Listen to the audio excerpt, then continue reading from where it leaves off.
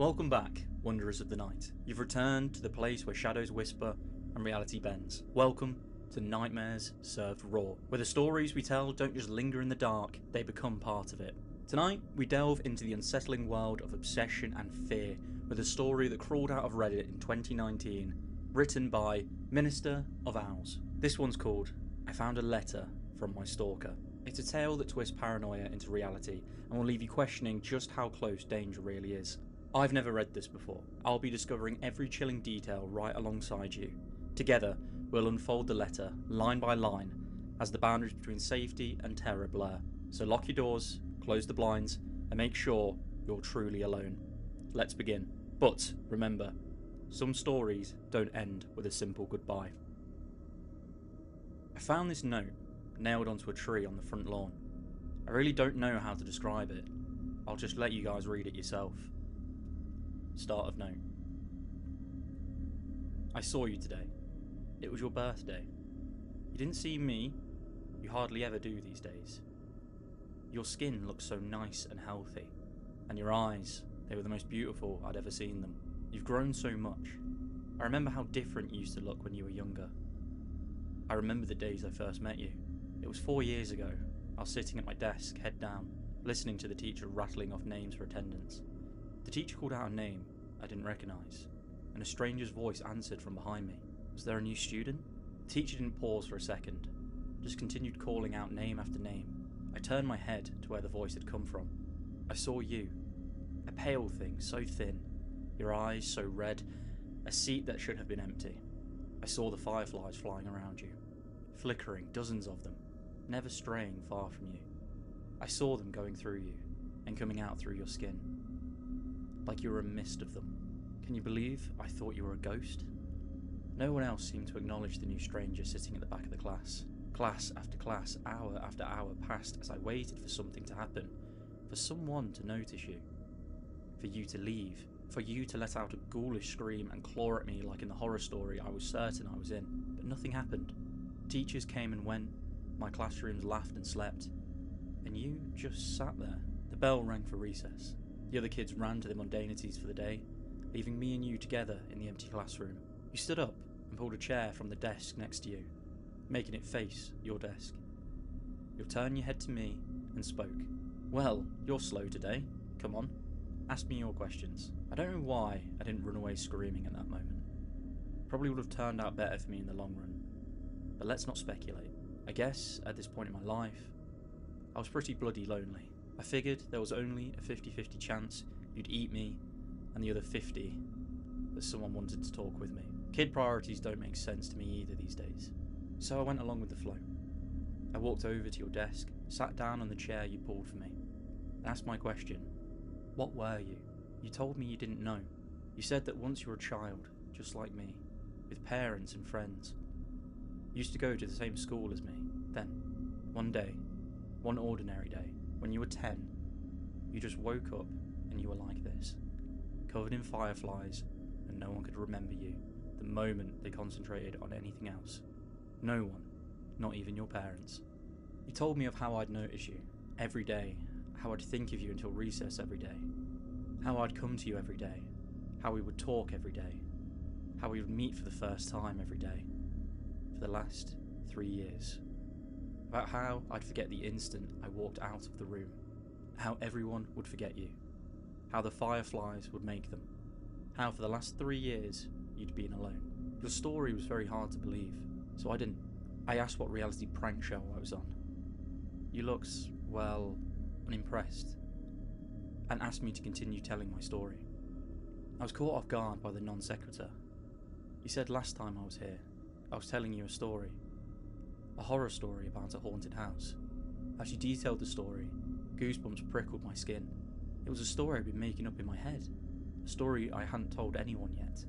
At that moment, a million reactions were open to me. All simultaneously adequate and inadequate. But the only thing that seemed proper was to finish the story for you. So I did. Halfway through, you interrupted me to ask if my mother had recovered from her sickness yet. I had to shake my head. A bit ashamed at the fact that I shared this private matter to a stranger. The story ended a few minutes before recess. My next class was in another room. You told me to go. Your steadiness took me back. You seem so accepting of your fate, like you'd already gotten used to the idea of being forgotten forever. I was a kid back then. I wasn't a particularly smart kid, and I wasn't probably on the onset of a crush, so you could excuse what I did in my next example of childhood stupidity. I grabbed my scissors, pressed it against my arm skin, and dug in. As it drew blood, I pushed it forwards, till the cut formed the shape I wanted. Letter by letter, I carved your name onto my arm. Just so you know, I don't regret that. Don't get me wrong, kid power might have made me do it, but it sure as hell didn't make the pain go away. It was one of the most painful experiences of my life, but even then as a kid, I thought what was happening to you was unfair. I remember how your eyes looked when you saw that, the confusion, how strange it was for you that anyone would want to remember. I remember that look so clearly. When I woke up the next day and saw your name on my arm, I remembered you. I didn't forget. That day, for the first time, we had a conversation that wasn't so one-sided. You said no one had ever done anything like that and suggested I might have a mental illness. I won't deny it. That drew a little blood. As we talked, a creeping thought came into my head. Did you prefer it when I didn't remember? That night, I was sitting up on my bed, staring at your name on my arm, wondering if I should cover it up so I couldn't see it and give you back your privacy, when I heard a crash. I looked up to see my bedroom window shattered and a dirty rock on the floor. I looked out the cracked window to see a dark figure on my lawn. You were outside yelling about how we should hang out. It took me a while to get used to how bad you were at talking to people. Years without practice made you quite a bit rusty. That was alright. We had a lot of time. For the next 2 years, we spent most of our free time together. Most of the time we talked, you'd tell me an aspect of your life and how you lived. You still stayed in your old house. Your parents never noticed the food that had gone missing, never noticed the extra room, or that you'd stolen the extra keys. One night, I confided in you that I was beginning to think you were a part of my imagination, Fight Club style. After all, what could you do to me that I couldn't do to myself? You spent the next month or so trying to leave bite marks on my ears or neck, to prove a point. I still have a few scars on my ear, so I guess you did. Looking back, I could see the warning signs even then. Your skin seemed to get worse and worse, paler and paler, and you'd rub your eyes raw. It was in the winter, we had our wake-up call. The morning began like any other. I woke up, brushed my teeth, and started searching for clothes to wear. It was winter morning, and my room was dark, so I didn't see your name on my arm. The cold sent shivers through my body, and pulled out a long-sleeved jacket. A small bell rang in my head. Don't you usually roll your sleeves up? Yeah, and why did I? That was annoying. I finished tidying up and headed to school, and on the school bus I felt oddly content, like something I'd been worrying about had just disappeared. I walked up the school stairs, down the hall, through my classroom door, and sat down at my desk. The same feeling of a burden forgotten hounded my mind. What was I forgetting? When recess came, I just sat at my desk whilst my classmates ran out. It felt like a ritual, but I didn't know what for. I was contemplating just walking out to join them when I heard it. It was something small in the wind, like a whisper, but it came over and over, incessant. It sounded like my name. I knew this was strange, that this was worth my attention, but I felt oddly calm. Everything would be alright. Everything would be fine. Just ignore it. I sat there at my desk, my mind a war zone between two conflicting, contradictory voices, and I felt a force tugging on my sleeve.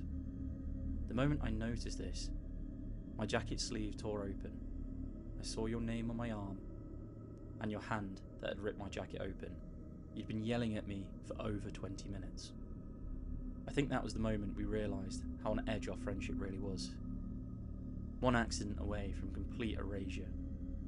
We spent most of the next year in the town library together, trying to find out what the fireflies were. It wasn't really a problem for me, because my mother's treatment, my family couldn't afford to go on any trips, and our house didn't have any heating anymore. So I was happy to spend time with you. Trying to find information was a puzzle in of itself. After all, how would I read about people I couldn't remember, and how could you find out who was special when no one could even remember enough about them to record them? We found our family trees and records. Individually, we write down the name of everyone in the book on 2 lists, and then we would compare. The names I hadn't remembered to write down but you had, would become the focus.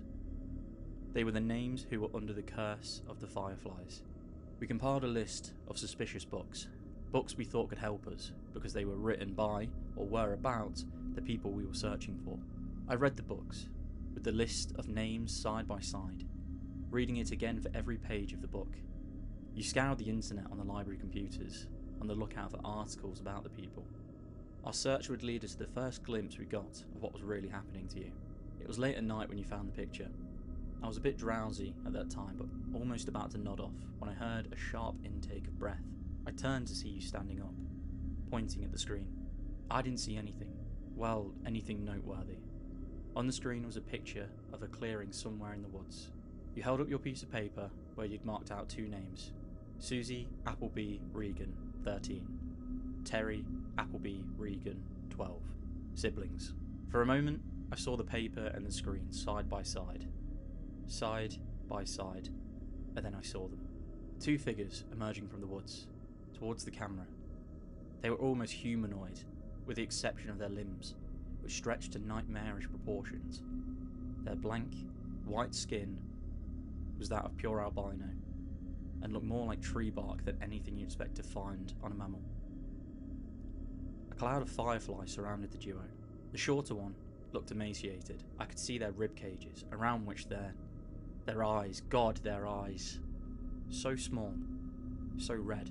The taller one, with its white hair, didn't look alive anymore. They were little more than skin wrapped around a skeleton. Fireflies swarmed out of the pair's empty eye sockets. Both reached for the cameraman. I looked at the article surrounding the picture. It was a blog posted by a hiker, 20 years after the last mention of the 2 kids. The picture was a mystery to the cameraman as well. He'd been wanting to go to the woods pictured for a while now, but he never actually remembered going there. The picture had just appeared on his camera one day, out of the blue. For a moment, I looked at your face, your thin, pale face, with those red-veined eyes. Would that be you when my scar faded? Just a walking horror I'd glimpse, then forget? We worked through our reading list at a much faster pace, starting from that moment. Maybe we should have gone slower. At least every book, every website we left untouched, promised hope. The books that we finished and tossed aside promised nothing but the clearing in the woods as one's future. And we tossed aside a lot of books.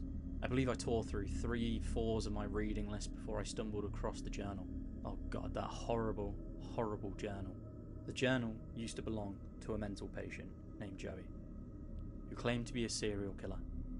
He was locked up in an asylum when the police discovered his supposed victims never existed. He was diagnosed with a need for attention and shoved away. They should have electrocuted him. They should have fried him until his flesh melted and his hair burned. In the journal, he talked about how he carried out his killings. He knew things, bizarre and disturbing things no one else knew. He knew of strange creatures that lived in the woods. One of them, his favourites, were the fireflies. I'm not going to tell you how he summoned these things. I trust you more than anyone. But a thing like this belongs to the ground more than it ever will to the human mind. In the end, it's sufficient to know these things were not fireflies. Joey would start his ritual by taking a kid. Any kid. Anyone he pleased. He could take them at any time in the dead of the night from their own homes, or in broad daylight from their front yards. It didn't matter if he was seen. He'd take them to his house and drag them inside. Usually, an Amber Alert came up at that point. He didn't care. Like I said, it wouldn't matter soon. He dragged them to a special room in his house. Here the fireflies would come and latch onto them. Now, nobody was searching for the kids. Not the police, not the parents, nobody. From then on, he could do whatever he wanted to the kid. He'd get bored of them after a day or two, after the child had broken. At that point, he disposed of them. Hacksaw, kitchen knife, anything would work. He detailed a large pit of bodies he kept in the woods, swarming with bugs. One day, I guess he got bored of that too. So he went right to the police station and turned himself in. Not on account of guilt, no. He just wanted someone to know about the stuff he was doing. Sick bastard. Oh, don't get the wrong idea. He never stopped killing kids. The asylum doors didn't stop him from doing what he liked. It just made him improvise. He made a new way. He modified the flies so they could survive without a host, just in a dormant state. When a child, he specified the age, would approach the swarm, it would latch on and begin its effect.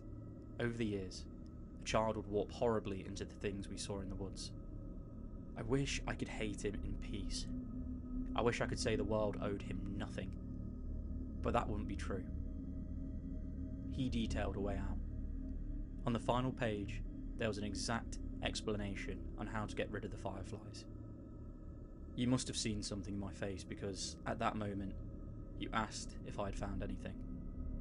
I said no and closed the book. A few minutes later, you shut down the computer. You picked up the last book and went through it yourself. When you reached the end cover, you tossed it aside. I asked what we should do now. You said it was alright. I could go home. We'd talk about it in the morning. I stood up and walked past the shelves of books. I headed for the library entrance, but stopped right outside the door and waited. I waited until I heard the sniffling sounds. I sneaked back to our table, where you were quietly sobbing. You had your head in your hands. I sat back down, and you raised your eyes to me. You said you wish you'd never met me. How happy you were when you had nothing to lose. How I ruined your life. You'd never really gotten better at talking to people. That was the worst love confession I'd ever heard. I remember how we kissed that night. I remember your hands gripping my hair. I remember that kiss.